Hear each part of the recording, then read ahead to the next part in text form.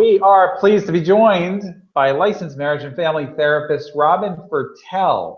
And at the outset, want to let you know that she's got an incredible online course on love addiction. And to get more information on that, timetomasterlove@gmail.com. If you email her, she'll get you everything you need to find out more. And robinfertel.com is her website. We're going to be talking about love addiction today, which is a specialty for Robin. I want to welcome you, and I want to ask you, why do we have to have this problem as human beings? Why are we so darn addicted? Well, with love addiction, especially if you think about it, every single child needs to, as you're growing up, you need to feel loved and you need to feel valued. So if there's any part of your childhood where you had more neglect, which is not enough love or not enough value, you walk around in your adult life looking for the love that you didn't get as a child.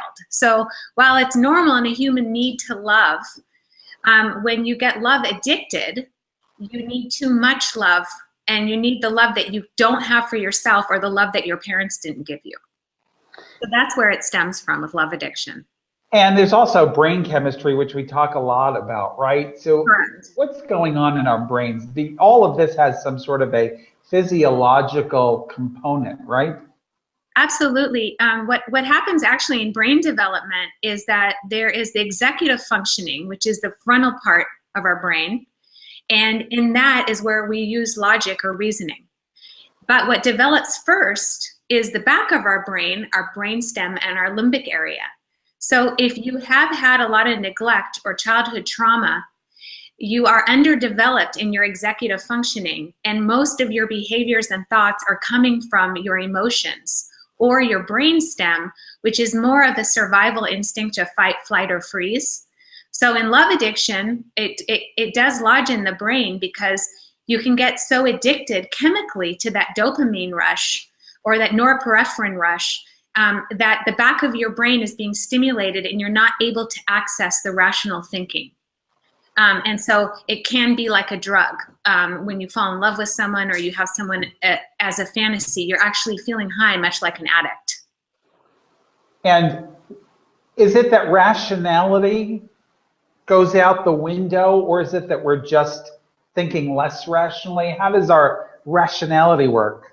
That is a great question. Your rationale does, if you meet somebody, for example, and by the third or fourth date, or you've even 3 or 4 months, you think that you've fallen in love and you have them on some kind of pedestal and you attribute qualities to them that they probably don't have, you're not really thinking with your rational mind, right? You're thinking more with your emotion, and you're thinking more about the chemicals that you're getting.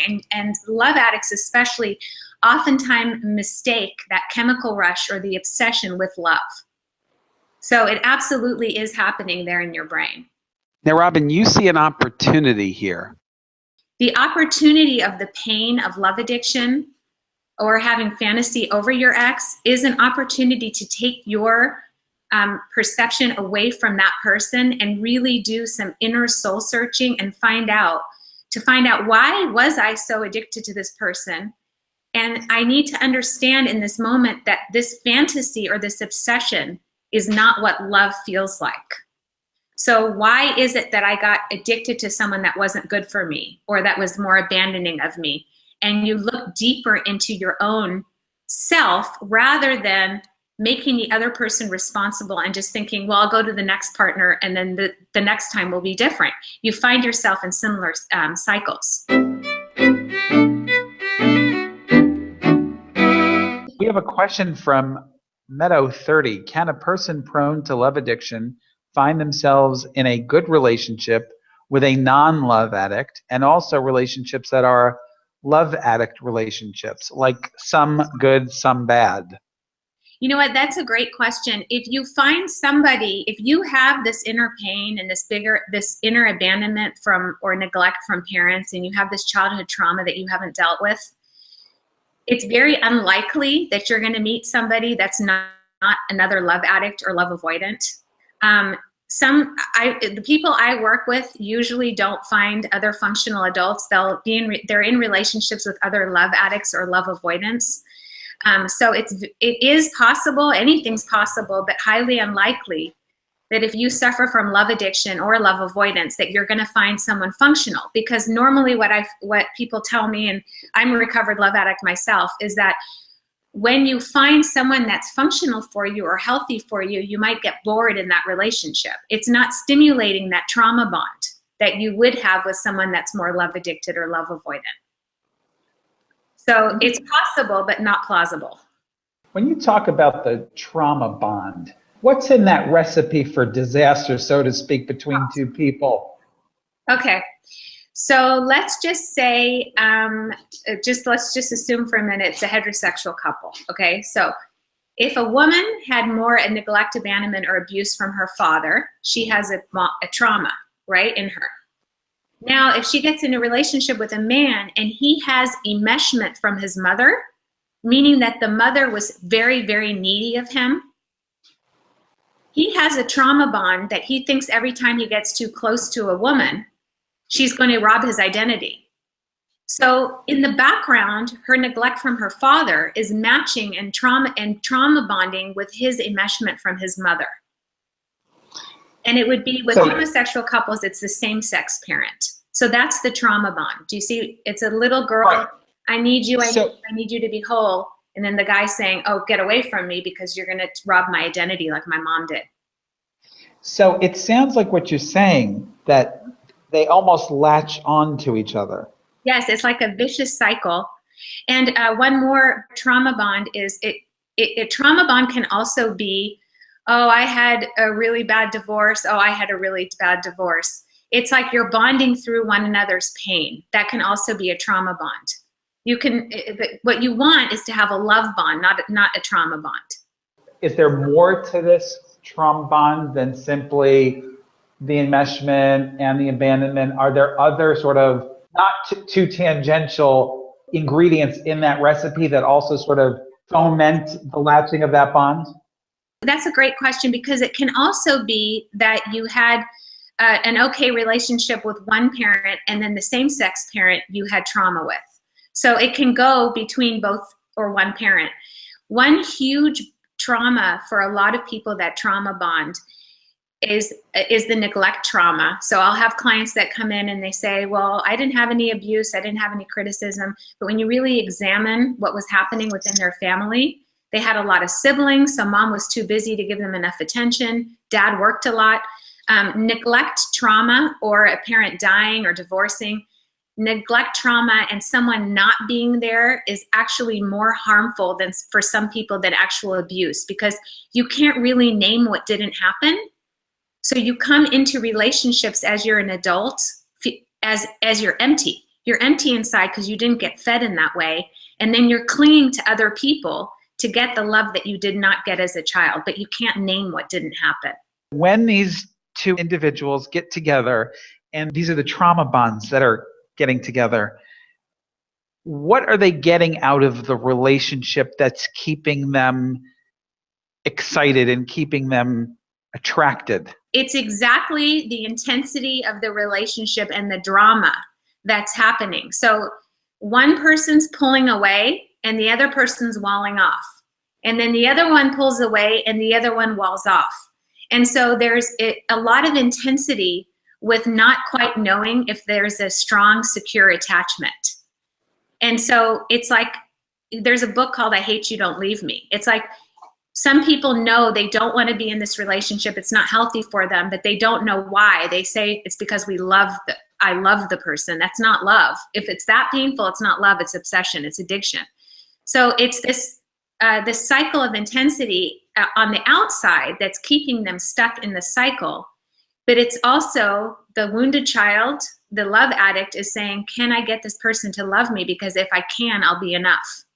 And then the love avoidant normally is saying, can I fix this person? Or they feel guilty. The guilt is keeping them there because they're loving out of duty and not out of love. So, and the drama and all the unconscious trauma that's keeping them stuck in the cycle.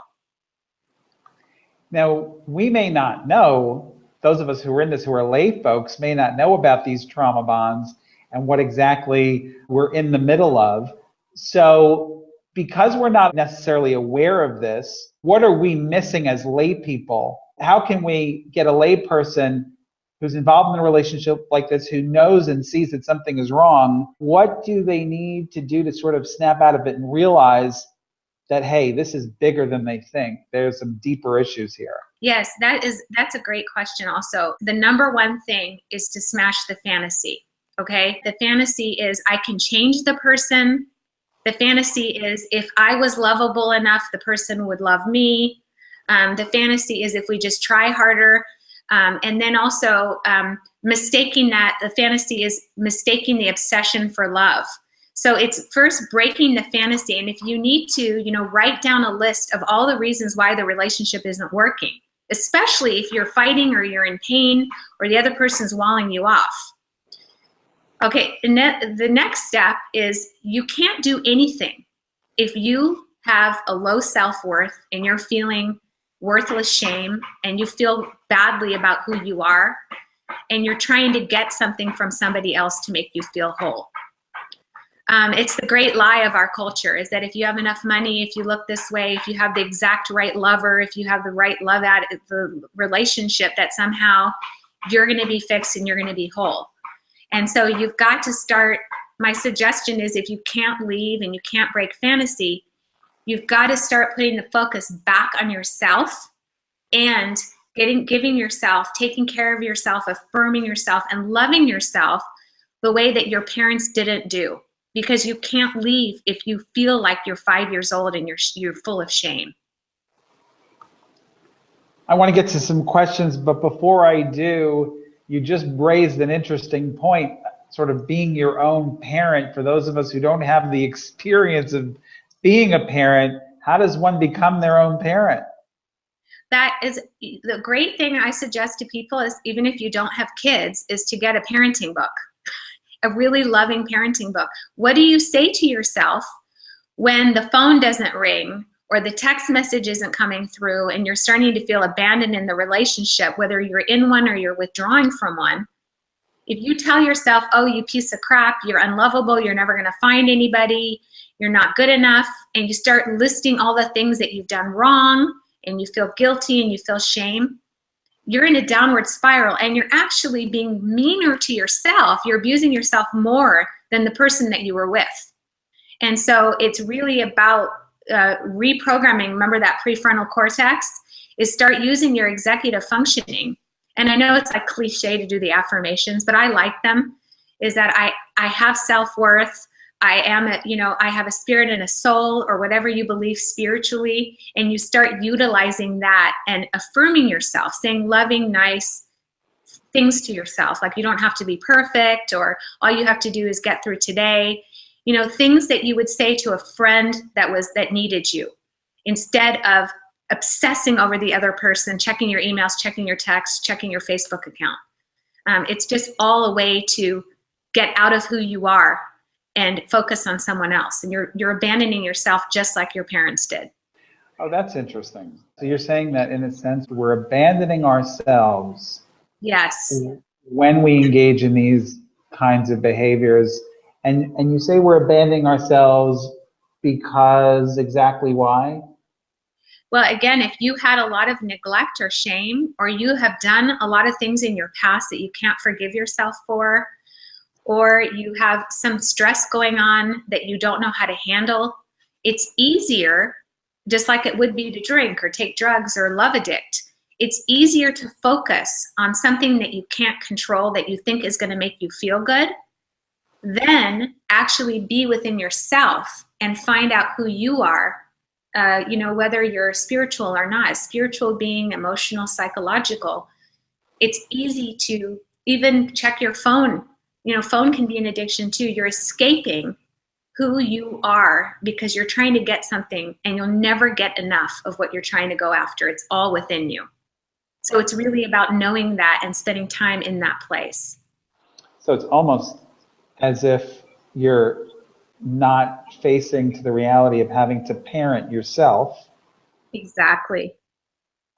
And by shirking that responsibility in a way, Yes. there is a lot of cascading chaos that ensues as a result. That's right. That's right. It's all, at the end of it all, you know, no matter how old you are, we all at some point have to face being by ourselves. You know, not people pass away, kids grow up, and people go on vacations, and that relationship, the fear of being alone is so, I've heard this so many thousands of times after all these years that I've recovered from love addiction. I've worked with people. Underneath it all is this deep-seated fear of being alone, and this deep-seated fear that something is wrong with me. And if those two fears aren't addressed, you're gonna, if whether you love addict to somebody else, or you get food addicted or sex addicted or phone addicted, it will be an ongoing thing until you can get to the core of who you are. All right, we have a slew of questions. How can an individual tell the difference? And this is from WW Woman. How can an individual tell the difference between a love addiction and a true soulmate love? Well, I would ask that person, how long do you know them? How long have you known them? So that is a great question, because the trauma bond can feel like a soulmate, right? So how do you know the difference? The question really is, how do you know the difference between what a love addiction is and a functional relationship? A functional relationship is different from love addiction, and how is because that relationship is built on, it's built slowly. So there's no intensity. You're not sleeping together day number 3 and you think you know everything about them.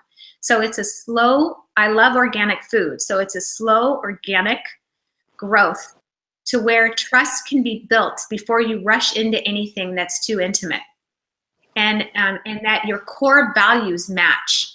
So, you know, if one person, you meet somebody and on the 3rd time you go out with them, this person really wants kids and you don't, it's no use. And people don't even ask those questions because they think, oh, this person is so hot. So what does that have to do with anything? So you want to get to know someone's core values, and it's a slow trust and stability and consistency. And within that relationship, this is the most important thing. There are no boundary violations. And if there are, the person says that they're sorry. So there's no name calling. There's no flaking out on plans. It's called respect. So it's respect, and love has to do with the same thing. So if you're not relating to that, your relationship doesn't feel like that, or it wasn't like that, it probably was more of on the love addiction or love avoidance side. Does it answer that? Yeah, next question. I have these 2 ideas at war with each other in my brain.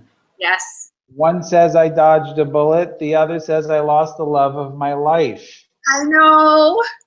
Oh, I can so sympathize. Help me. Yes, that is too. And I feel so much compassion towards that person, because here's the good news.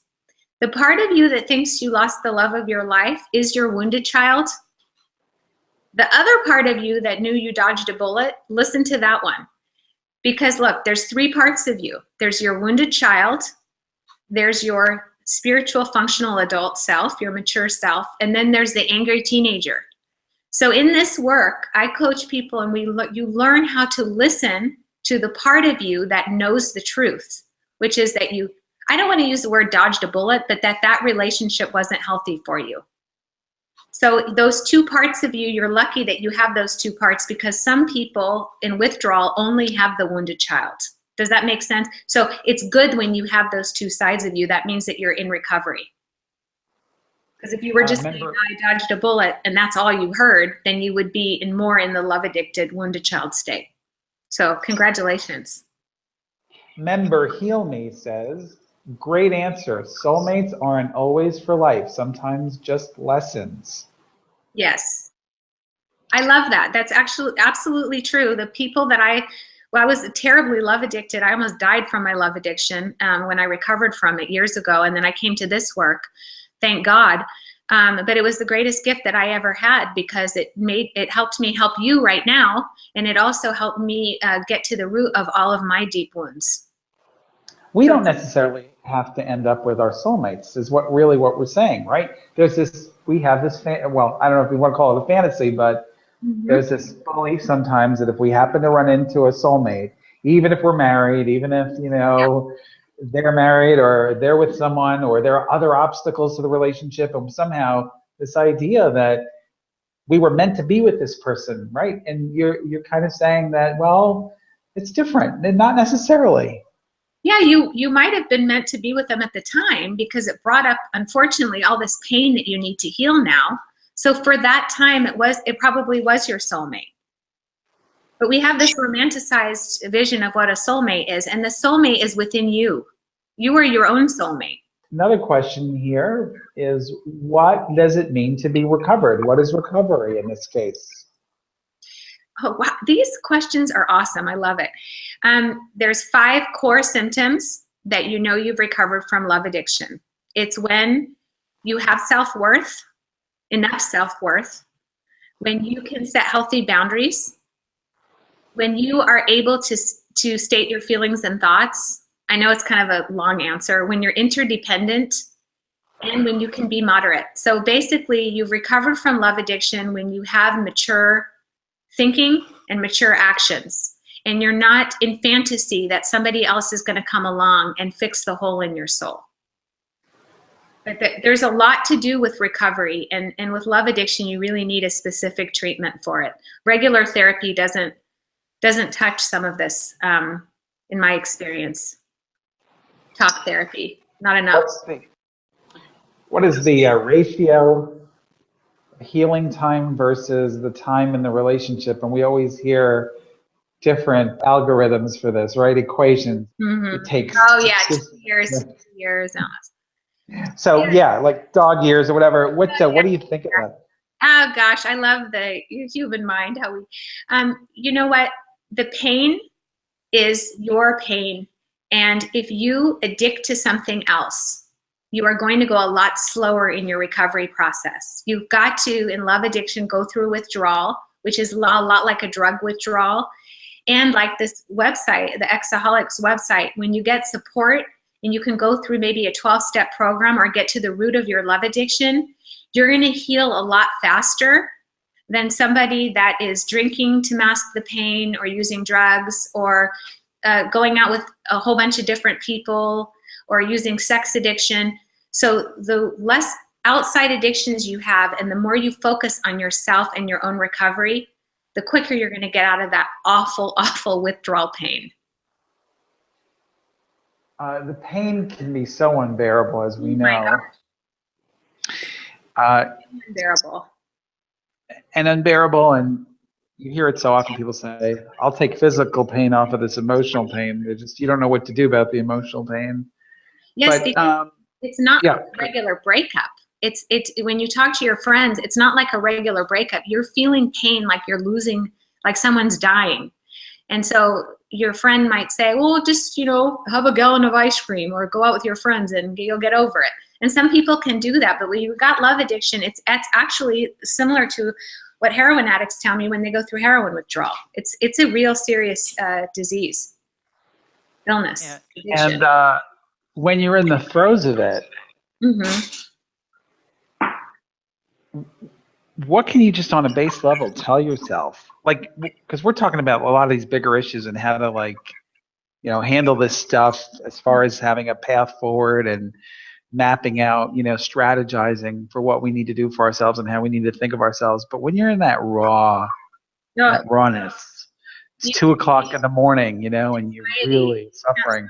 Yeah, the only way through it is through it. But the more you can take care of yourself and not beat yourself up, and the less, if you're thinking constantly at 2 o'clock in the morning, what are they doing? What did they think? And you're going through stories and stories about what your ex is doing or what they posted on their Instagram account. Delete your social media if you have to. But you've got to try and be there for yourself again and get out of that person's head, because you're in their reality. You're not living your life. So on a daily basis, it's making sure that you shower, making sure that you're eating nutritious meals, making sure that you maybe want to push your bedtime to later so your body's more tired. You want to take baths, write in a journal, do your Exaholics support, go to a 12-step meeting, get some therapy. It's all, and you will get through withdrawal, especially if you have no contact or you don't. Every time you have contact, you try and reach out to the person, you look on their Facebook page, you're going to be in further withdrawal. So you've got to detox yourself from everything. If you have to drive a different route, that's fine for the first few weeks. And when you talk about eating, so some of us who've been through this, I remember even when I went through this, how I was on the Exaholic diet. Yeah. And you can lose a lot of weight. That's because you couldn't eat. Oh. I remember it. And some people eat too much. Some people don't eat at all. Some people can't put food in their mouths. No. But when you say to eat, it sounds to me, because when we hear someone say, well, you got to make sure you eat right, and it's when we hear that, if you're an exaholic, it's the last thing on your mind, right? And you can't even think to get yourself on any kind of pattern or regimen. But what is interesting, though, in the way you're saying it, because you're saying it from a place of compassion, is sometimes we have to force ourselves to do it because we want to create a sense of some level, whatever we can, right, of some regimen in our lives despite the pain or in spite of the pain, right? Yeah, that's exactly right. Depending on how much pain you're in when you're in withdrawal, I wish I could have an hour with you guys to explain what's actually happening. You're actually going to the youngest age where you were neglected. So if you couldn't eat, that tells me as a therapist that you have a wound about attachment under 5. Because if you think about a child under 5, if one of their parents left, they would be left to not eat and not sleep, right? So when you're not sleeping, you're not eating, that is telling me that your love addiction wound goes way back to attachment under 5. So there was some break in attachment under 5.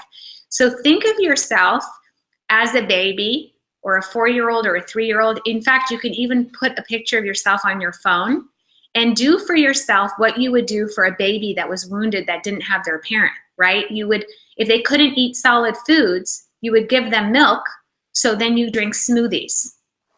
Do you see what I mean? You got to see yourself as a wounded child and treat yourself the way that you would want to be treated if you had a little boy or girl, your younger self that was being abandoned. Right, and the way you're talking about it, it's almost as if when we're dealing with it, and if we're not treating ourselves in a very compassionate way, it's almost like bone on bone. We are really, it's like incredible emotional friction. It is, because you're feeling abandoned by the person, and then you're abandoning yourself, and that's where the pain is. And you might be beating yourself up about who you are and why that person rejected you, and taking it so personally.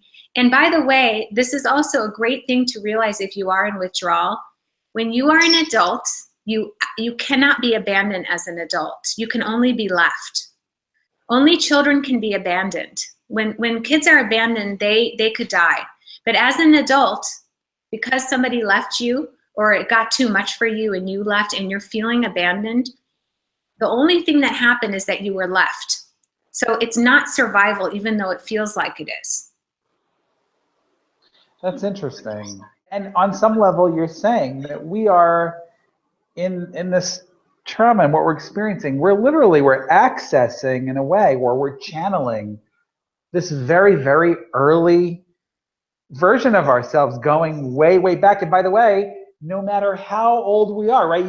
According to what you're saying, if I'm 60 years old and I'm still channeling that wounded person, I'm 60 and I'm still channeling that young boy. Yes, and I've seen this with people. I mean, you would not believe the amount of pain. You're not alone if you're suffering from this, because I've seen people that are 60, 65, 50, 40, 30, and I'm face to face with them, and it's as if they're 5 years old. They are in so much withdrawal and so much pain, and they feel so filled and so anxiety ridden that it is like they have become the child. They're in a wounded child. We call it like the one down position. So we should really give ourselves a hug. Yes, a hug, and surround yourself with very supportive friends. If they don't have love addiction, they're not going to understand, but you can still get support from this community. And the most important thing is whatever you're saying to yourself is the way you're parenting yourself. Right. And the friends thing is a double-edged sword because a lot of Yeah. us have a hard time with the friends. It can sometimes make it worse. We see Oh, that yeah. often. But Okay. if we're going to give ourselves a hug, which by the way, if anyone wants to give themselves a hug right now, why not? Give a hug. There you go. I'm doing it now. You can't see it, but I'm I doing it can't to see my. you. And that's a metaphor for everything, right? We are. It's almost like you're saying a big part of the answer It's a, is to be. Yeah, go ahead. oh, sorry, go ahead. Is to take care of yourself and love yourself. Is to be the source of that love for ourselves, to give ourselves that big hug, the one we may not have gotten enough of when we were younger. Exactly. Because if you think about who you are as a being, you know, you look into an animal's eyes or a baby's eyes and they don't talk, but you see an inner being within them. And every one of us has that inner being. And if we weren't seen effectively by our parents, we don't really know how bright we really truly shine. And so once you put the reflection away from the person that you think you love, but you're really addicted to, and you put the focus back on yourself, you get to light up who you truly are. And you're not an addict. You're not an avoidant. You are a being. You are this amazing being. And so you're going to be tapping into that part of yourself. We have two final questions, and that's going to be it for us tonight. Okay. First, let's talk about what New Day brings up. She goes back to what you said earlier about affirmations. Mm-hmm. And she asks, are affirmations of self-worth and keeping busy the best way to gain self-worth? And what else can we do? The first thing about when it comes to self-worth is you've got to be aware and consciousness about what you're thinking about. So if you're having negative, judgmental, shameful thoughts about yourself, you've got to be able to recognize and have that awareness and then transcend those negative thoughts and fight those thoughts with, I know my critical teenager is saying these things right now, but I am a valuable human being just for who I am and not for what I do. So, that's that awareness. Another thing is, find something, for me it's yoga, something that you like to do where you, even if it's some people, it's hiking or working out or beach walking, where you can inhale and breathe and really, really, really be present with yourself. So it's being present, the affirmations, being aware of what you're saying. And then the third one is self-care. That's absolutely critical, as far as your needs and your needs, your sleep needs, your food needs, your belonging needs. Your need maybe to get physical touch, which is a massage. So those are things that you can start implementing. And then all of a sudden one day, you just we call it the pop. You kind of pop into self-worth, but it takes a lot of practice and discipline if you've had more neglect or abuse. And we're going to end the evening with this final question from Heal Me. Okay. How can we cure the old trauma